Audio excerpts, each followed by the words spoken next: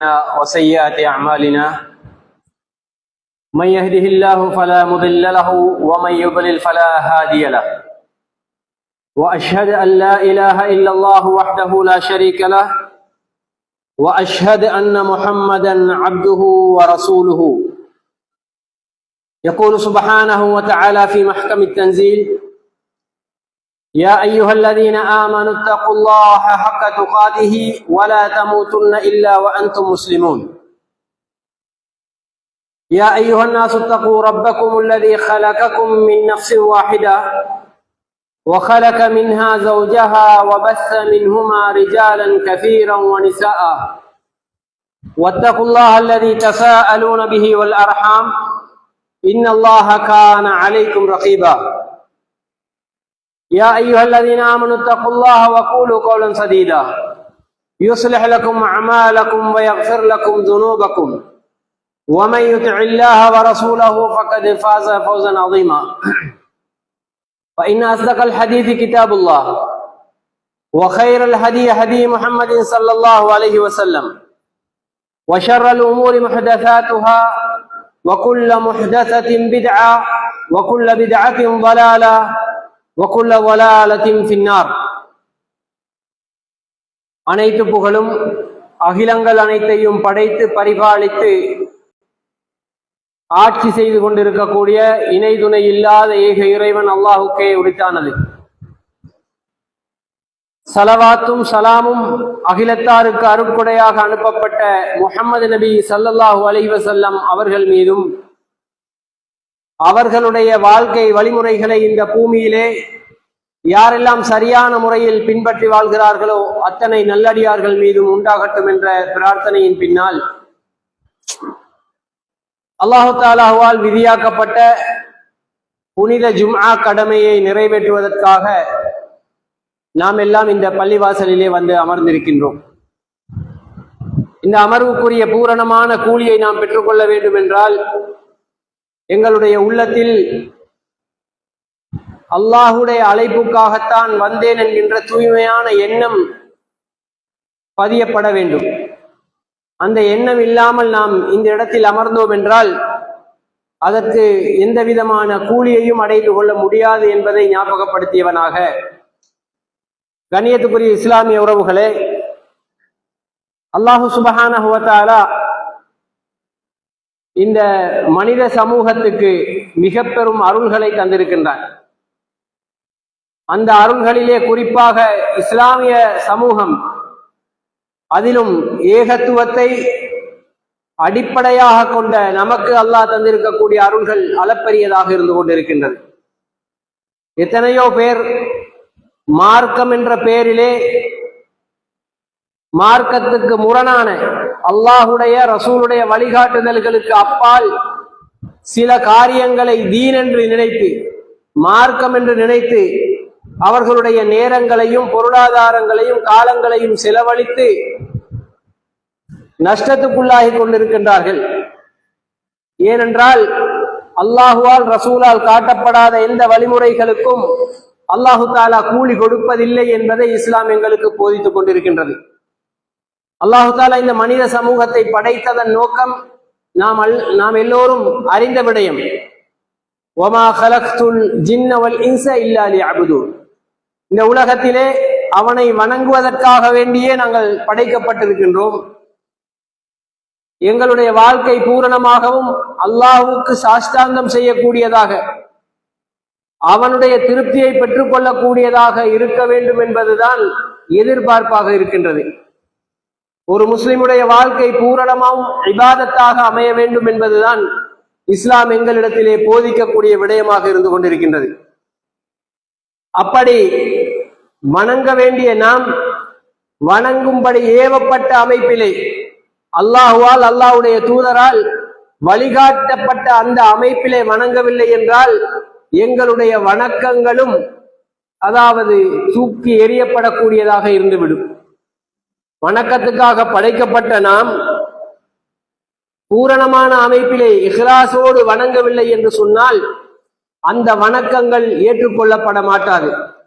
எனவேதான் இன்றைய பிரசங்கத்திலே எங்களுடைய இபாதத்துக்கள் ஏற்றுக்கொள்ளப்பட நாம் என்ன செய்ய வேண்டும் என்பது சம்பந்தமான சில செய்திகளை சொல்லலாம் என்று நினைக்கிறேன்.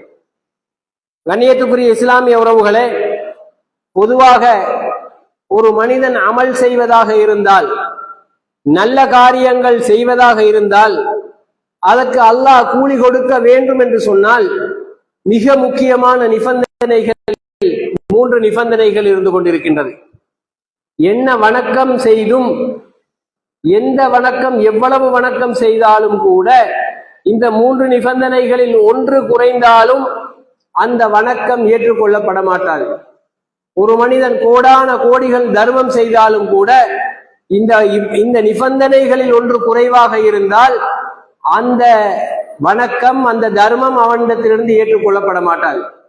காலம் முழுவதும் நின்று வணங்கினாலும், காலம் முழுவதும் நோன்பு நோற்றாலும், ஹஜ்ஜிகள் பல விடுத்தங்கள் செய்தாலும், ஏனைய இபாதத்துக்கள் தர்மங்களை அள்ளி கொடுத்தாலும், இந்த நிபந்தனைகளில் ஒன்று குறைந்தாலும் அந்த தர்மமாக இருக்கட்டும், இபாதத்தாக இருக்கட்டும், ஹஜ்ஜாக இருக்கட்டும், நோன்பாக இருக்கட்டும், இது போன்ற திக்ருகளாக இருக்கட்டும், எப்படிப்பட்டதாக இருக்கட்டுமே, எதற்கும் கூலி கிடைக்க மாட்டாது. கடைசியிலே அவர்கள் கை சேதப்படக்கூடிய நஷ்டவாளிகளாக ஆக்கப்படுவார்கள். அந்த நிலைக்கு நாங்கள் ஆகிவிடக் கூடாது. நாங்களும் எவ்வளவோ இபாதத்துக்களை செய்கின்றோம், எங்களால் முடியுமான அளவு அல்லாஹு தாலாவை பயந்து நடக்க முற்படுகிறோம், நோன்பு பிடிக்கின்றோம், ஜகாத்து கொடுக்கிறோம், இன்ன பிற தர்மங்களை எல்லாம் செய்து கொண்டிருக்கின்றோம். இவைகள் அல்லாஹ்விடத்தில் அங்கீகரிக்கப்படுகின்றதா இல்லையா என்பதை நாங்கள் அறிந்து கொள்ள வேண்டும். ஏற்றுக்கொள்ளப்பட வேண்டும் என்றால் எப்படி ஏற்றுக்கொள்ளப்படும், என்ன நிபந்தனைகள் அதற்கு இருக்கின்றது என்று சொன்னால், முதலாவதாக ஒரு மனிதன் முஃமினாக, முஸ்லிமாக, அல்லாஹுவை ஈமான் கொண்டவனாக இருக்க வேண்டும். இணை வைக்காத அமைப்பில் அல்லாஹுவை வணங்கக்கூடியவனாக இருக்க வேண்டும். அல்லாஹு தாலா அனுப்பிய தூதர்மார், ரசூல்மார்களை பார்த்து சொல்லக்கூடிய செய்தி என்ன தெரியுமா? அண்ணல் ஸல்லல்லாஹு அலைஹி வஸல்லம் அவர்களை பார்த்து சொல்லக்கூடிய செய்தி என்ன தெரியுமா? லஇன் அஷ்ரக்த லயஹ்பதன்ன அமலுக், நீங்கள் அல்லாஹ்வுக்கு இணை வைப்பீர்கள் என்றால் லயஹ்பதன்ன அமலுக், என்ன அமல செய்தாலும் அது ஏற்றுக்கொள்ளப்பட மாட்டாது, அவைகள் அனைத்தும் பாழாகிவிடும் என்று அல்லாஹு தாலா சொல்லுகிறான். மேலும் ஏனைய நபிமார்கள், எல்லா நபிமார்களையும் பற்றி அல்லாஹ் குர்ஆன்ல சொல்லுகின்ற நேரம் வலவ் அஷ்ரகு லயஹ்பதன்ன அமலுஹும், அவர்கள் இணை வைக்கக்கூடியவர்களாக இருந்தால் அவர்களுடைய அந்த வணக்கங்கள், அவர்கள் வேறு உபரியான செய்த வணக்கங்கள் எதுவாக இருந்தாலும் அவைகள் வீணாகி போய்விடும், அவைகள் ஏற்றுக்கொள்ளப்பட மாட்டாது என்கின்ற செய்தியை அல்லாஹு தாலா சொல்லுகிறான். ஆக முதலாவது, ஒருவன் முஸ்லிமாக இருந்தால் தான் அவனுடைய அமல்களுக்கு அங்கீகாரம், அவனுடைய அமல்களுக்கு நன்மை கிடைக்கக்கூடியதாக இருக்கின்றது.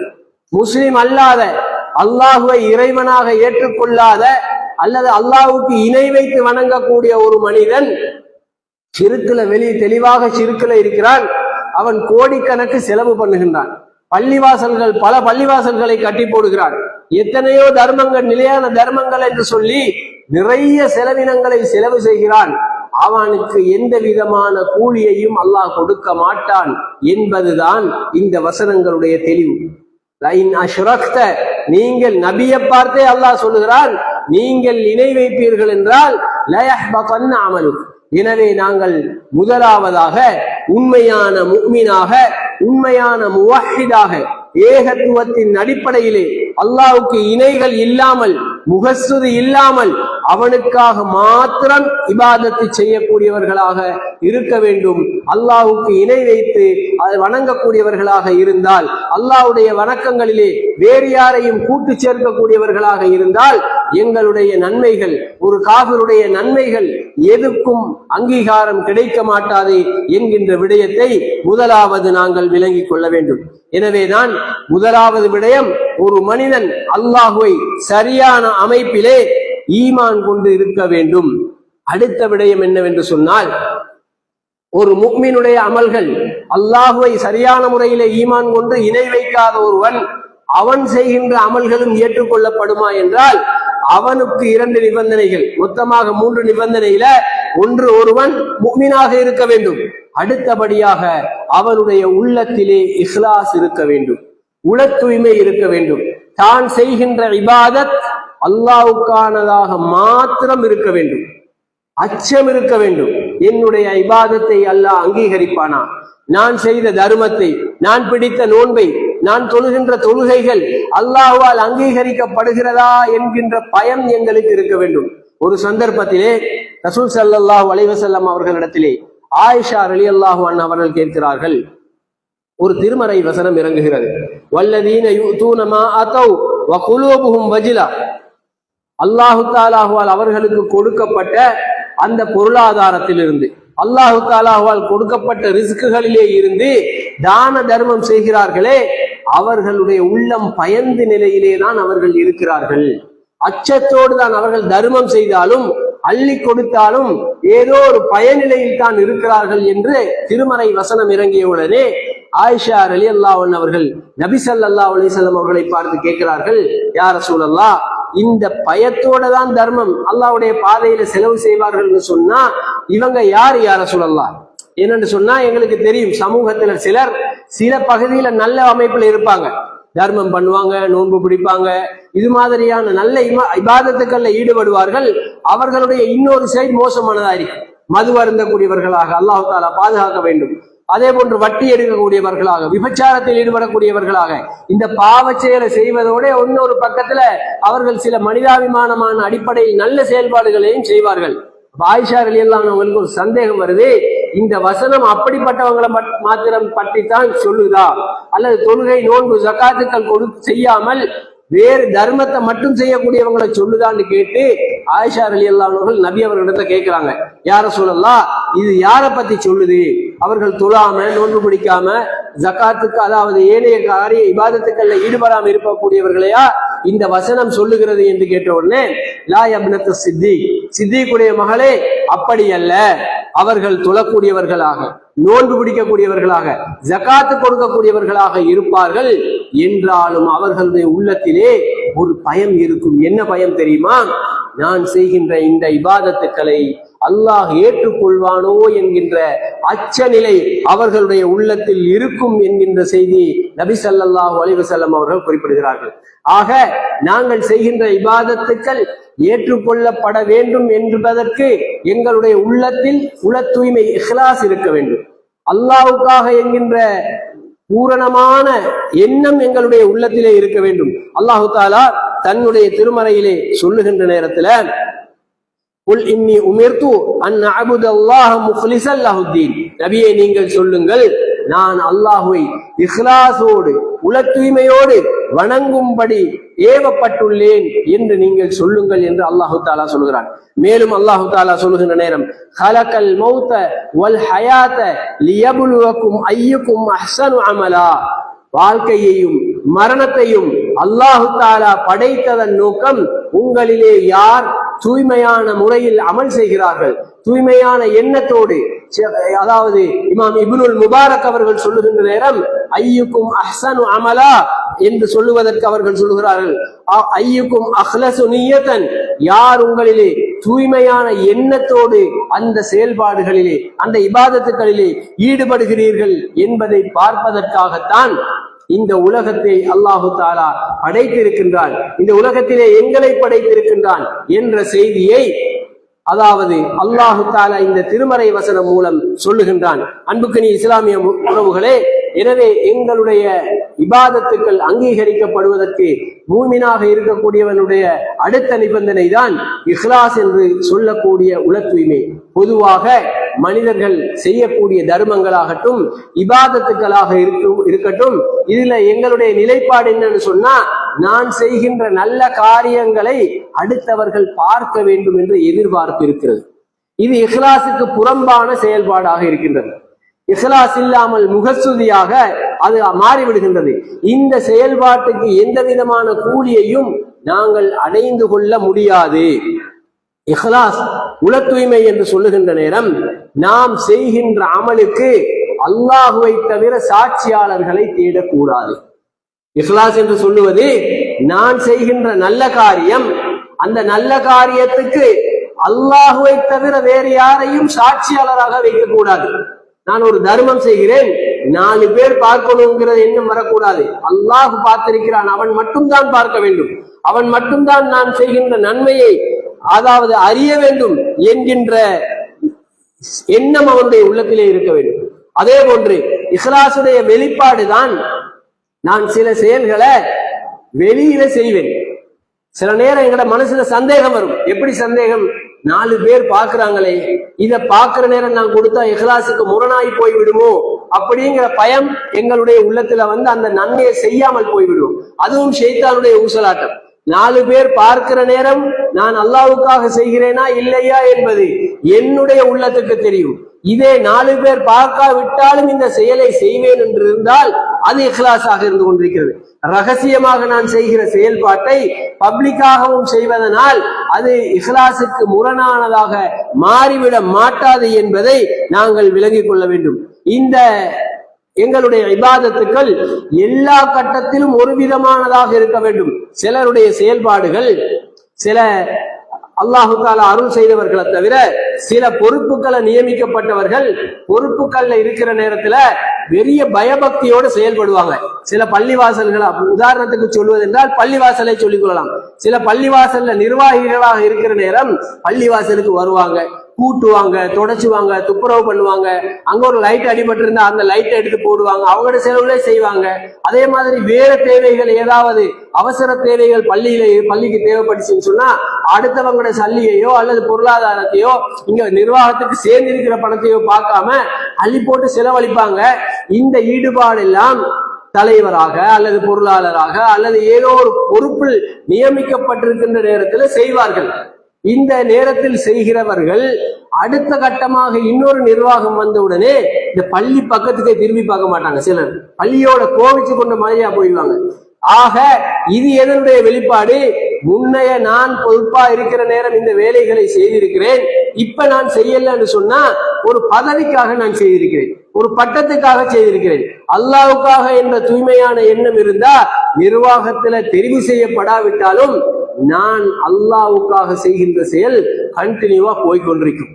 அல்லாஹ்வுக்காக செய்கிற செயல்ல நான் எந்த குறையும் வைக்க மாட்டேன். நான் இதுவரை செய்தது அல்லாஹ்வுக்காகத்தான் என்றால் இதன் பின்னாலும் நான் அல்லாஹ்வுக்காகத்தான் செய்வேன் என்கின்ற நிலைப்பாடு இருக்க வேண்டும். நாங்கள் செய்கின்ற நல்ல காரியங்களுக்கு வேறு யாரும் என்னை புகழ வேண்டும் என்றோ என்னை துதிக்க வேண்டும் என்று சொல்லியோ 4 பேர் என்னை பற்றி பேச வேண்டும், நல்ல ஒரு அல்லாஹ்வுடைய பாதையில தர்மம் செய்யக்கூடியவர், கொடைவள்ளல் என்கின்ற பெயர்களை நாங்கள் எதிர்பார்க்க கூடாது. அன்புக்கு நீ இஸ்லாமிய உறவுகளே, அலி இப்னு ஹுசைன் இப்னு அலி ரலியல்லாஹு ரஹிமஹுல்லாஹ் அவர்களுடைய வேலை எப்படி இருக்கின்றது என்று சொன்னால், அந்த அவர்கள் வாழக்கூடிய பிரதேசத்துல இஹ்லாஸ கொஞ்சம் நினைச்சு பாருங்க.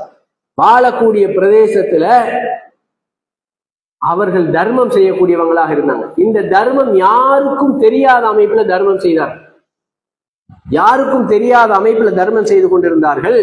அவர்கள் மரணித்ததன் பின்னால் அவர்களுடைய ஜனாசாவை குளிப்பாட்டுகின்ற நேரத்துல அவர்களுடைய முதுகுல ஒரு அடையாளம் தெரிகின்றது. என்ன அடையாளம் என்று சொன்னால், அதாவது நாட்டாம வேலை செய்யக்கூடியவர்கள் பாரத்தை முதுகுல சுமக்கிறவர்களுக்கு ஒரு அடையாளம் இருக்கு முதுகுல, அந்த பாரத்தை சுமந்த அடையாளம். இந்த அடையாளம் அவர்களுடைய முதுகுல இருக்குது. அப்படியே அடக்கிறவங்க குளிப்பாட்டி அடக்கம் பண்ணிட்டாங்க.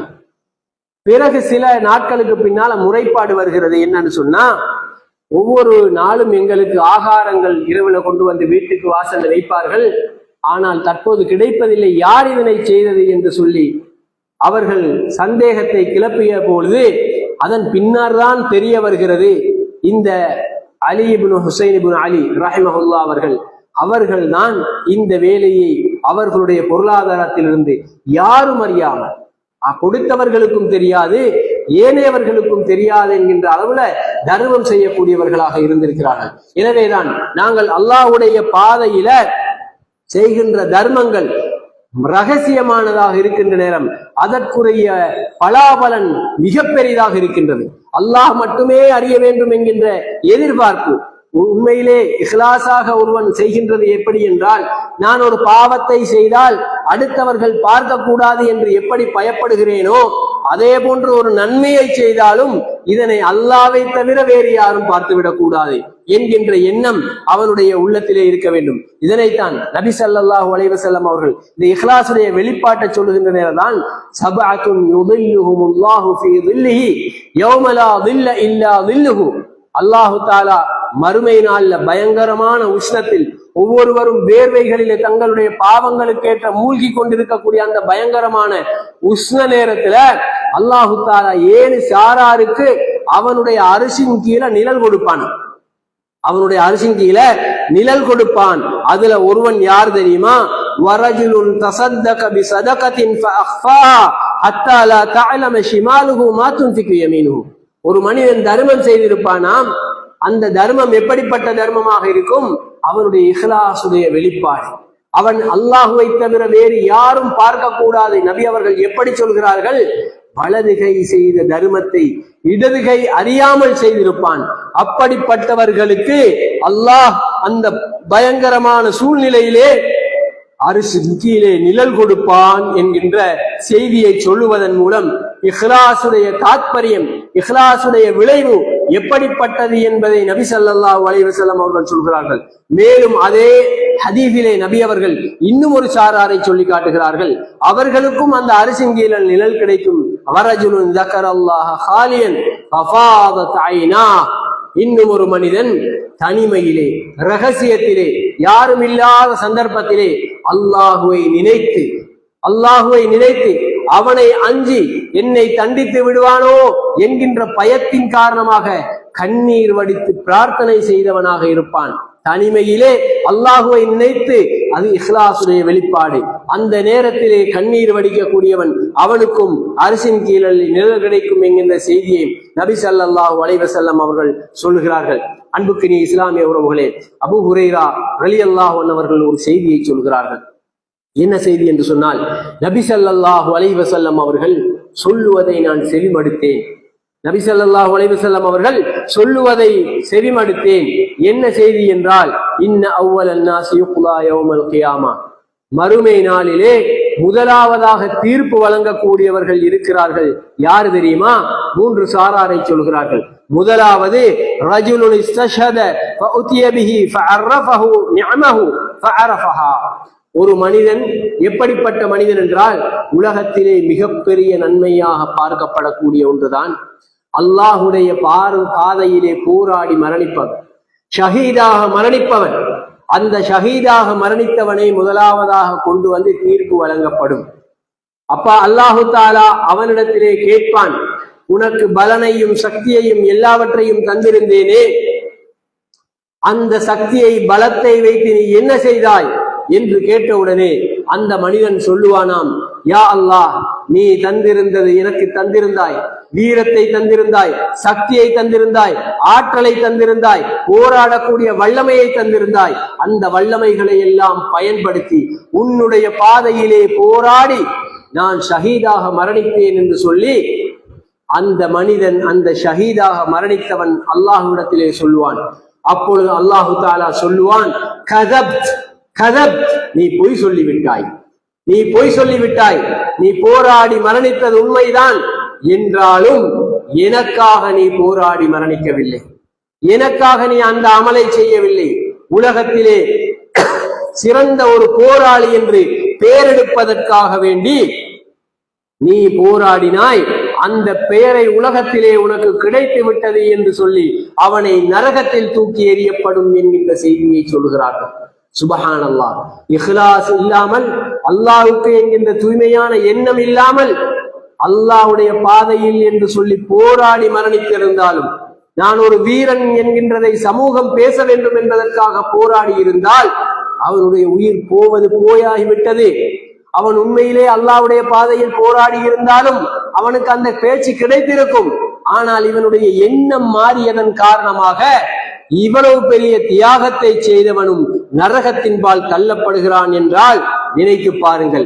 மற்றும் ஒரு மனிதன், அந்த மனிதனை பற்றி ரசூல் ஸல்லல்லாஹு அலைஹி வஸல்லம் அவர்கள் சொல்கிற நேரம், வரஜுலுன் தஅல்லமல் இல்ம வ அல்லமஹ், ஒரு மனிதன் அல்லாஹ் அவனுக்கு கல்வியை கற்றுக் கொடுத்தான், அந்த கல்வியை அடுத்தவர்களுக்கு போதித்தான், அழகான முறையிலே குர்ஆனை ஓதினான், பாராயணம் பண்ணினான், அவனை கொண்டு வந்து கேள்வி கேட்கப்படும்.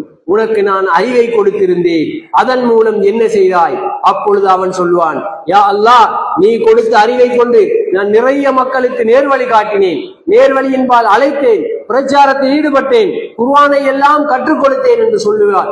அப்பொழுது அல்லாஹ் சொல்லுவான், கதப்த், நீ பொய் சொல்லிவிட்டாய், நீ செய்த வேலைகள் உண்மைதான், ஆனால் அவற்றை செய்தது உலகிலே சிறந்த அறிவாளி, அழகான முறையில் குர்ஆன் ஓதக்கூடியவன் என்கின்ற பெயர் எடுப்பதற்காக செய்தாய், நீயும் நரகத்துக்கு சென்று விடுவாயாக என்று சொல்லி அவனையும் நரகத்திலே தள்ளப்படும். அடுத்ததாக பொருளாதாரம் கொடுக்கப்பட்ட ஒருவன் அந்த அவனை கொண்டு வந்து கேட்கப்பட்ட நேரத்திலே, உனக்கு கொடுத்த பொருளாதாரத்தை நீ என்ன சொல்கிறாய்?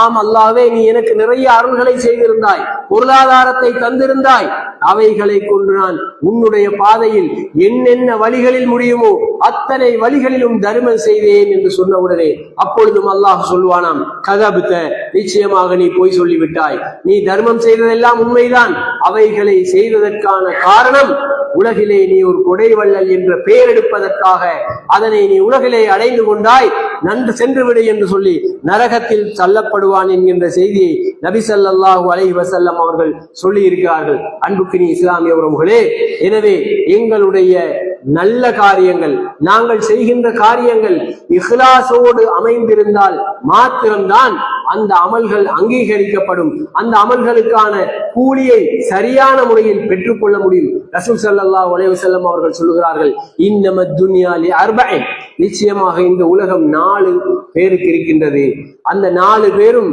பயன்படுத்தக்கூடிய முறையில் தான் அவர்களுக்குரிய ரிசல்ட்ஸ், பிரதிபலன் கிடைக்கும் என்று சொல்லிவிட்டு முதலாவதாக சொல்லுகிறார்கள், ஒரு மனிதன், அந்த மனிதனுக்கு அல்லாஹு தஆலா செல்வத்தையும் அறிவையும் கொடுத்திருக்கிறான், செல்வத்தையும் அறிவையும் கொடுத்திருக்கிறான். அல்லாஹ் பெரிய பாக்கியம், அவனுக்கு பொருளாதார வசதிகளை கொடுத்திருக்கிறான், சிந்தித்து செயல்படக்கூடிய அளவிலான கல்வியையும் கொடுத்திருக்கிறான்.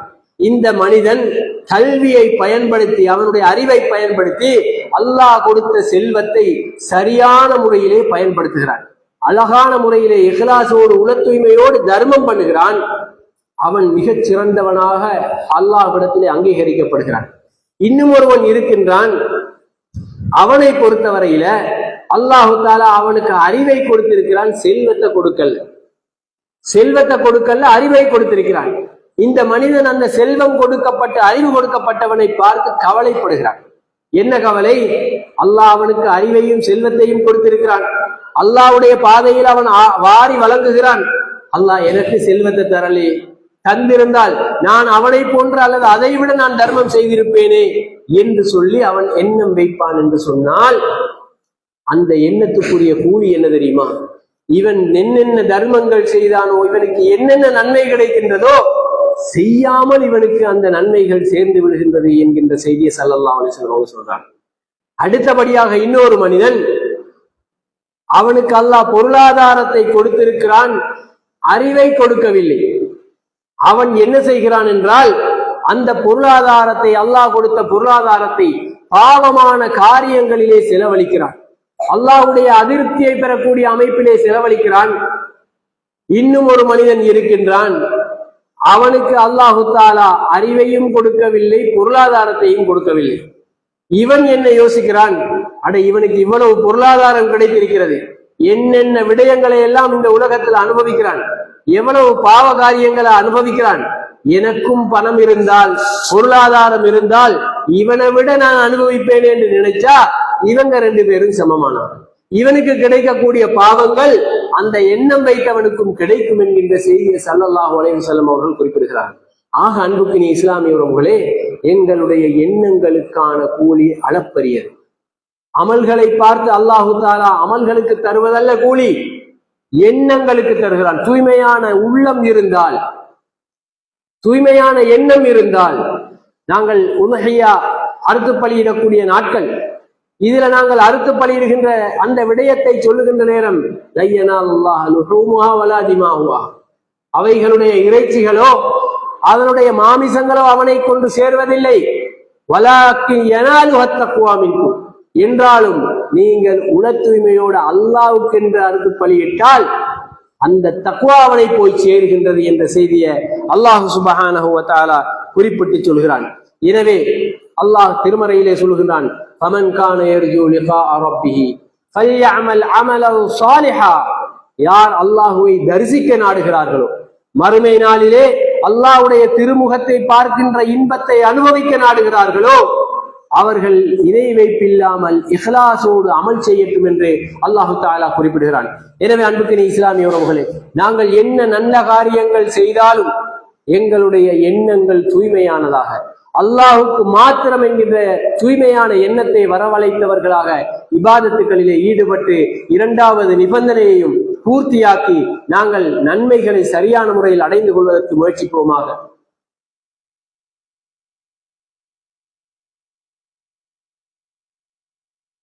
அல்ஹம்துலில்லாஹ் வஸ்ஸலாத்து வஸ்ஸலாம் அலா ரசூலில்லாஹி முஹம்மது இப்னு அப்துல்லாஹ் வ பஅத். கண்ணியத்துக்கும் மரியாதைக்கும் உரிய இஸ்லாமிய உறவுகளே, நாங்கள் செய்கின்ற நன்மையான காரியங்கள், இபாதத்துக்கள் அல்லாஹ்விடத்தில் அங்கீகரிக்கப்பட்டு அதற்கான பூரணமான கூலி கிடைக்க வேண்டும் என்று சொன்னால் அதற்கான 3 நிபந்தனைகள் என்று குறிப்பிட்டோம். அதில் முதலாவதாக ஒருவன் முஸ்லிமாக, முஃமினாக, ஈமான் கொண்டவனாக இருக்க வேண்டும். இரண்டாவது நிபந்தனையாக செய்கின்ற அந்த செயல் பூரணமாக இஹ்லாஸோடு அல்லாஹ்வுக்காக மாத்திரம்தான் செய்கிறேன், அல்லாஹ்வுக்காக மாத்திரம்தான் செய்கிறேன், இதிலே வேறு யாரையும் சாட்சியாளராக நான் வைக்க விரும்பவில்லை என்கின்ற எண்ணத்தோடு செய்யக்கூடிய செயலாக இருக்க வேண்டும். இந்த 2 நிபந்தனையும் இருக்கின்றது. மூன்றாவதும் ஒரு நிபந்தனை இருக்கின்றது. இந்த நிபந்தனை இல்லாமல் இந்த 2 நிபந்தனைகள் இருந்தாலும் அந்த இபாதத்து ஏற்றுக்கொள்ளப்பட மாட்டாது. அந்த செயலை செய்தவர் நஷ்டவாளியாகி விடுவார். அந்த நிபந்தனை என்ன என்று சொன்னால், இன்னைக்கு சமூகத்தில் இந்த பிரச்சனை தான் கூடுதலாக இருக்கின்றது. நிறைய பேர் இஹ்லாஸோடு செயல்படுகிறார்கள், நிறைய பேர் மூமினாக, முஸ்லிமாக இருக்கிறார்கள். ஆனாலும் அந்த 3வது நிபந்தனை என்னவென்றால், நபி அவர்கள் காட்டிய வழிமுறையாக, நபி அவர்கள் காட்டிய வழிமுறையில் செய்ய வேண்டும். நபி ஸல்லல்லாஹு அலைஹி வஸல்லம் அவர்கள் இந்த இபாதத்தை இப்படித்தான் செய்ய வேண்டும் என்று சொல்லி இருக்கிற நேரம், இந்த வேலையை இப்படித்தான் செய்ய வேண்டும் என்று காட்டி தந்திருக்கிற நேரம், இதை விட கொஞ்சம் மெருகூட்டினா நல்லா இருக்குமே என்று நினைச்சிட்டோம் என்று சொன்னா அது ரிஜெக்ட். அது இஹ்லாஸோட செஞ்சாலும் சரி, இஹ்லாஸ் இல்லாம செஞ்சாலும் சரி, ரிஜெக்ட் தான்.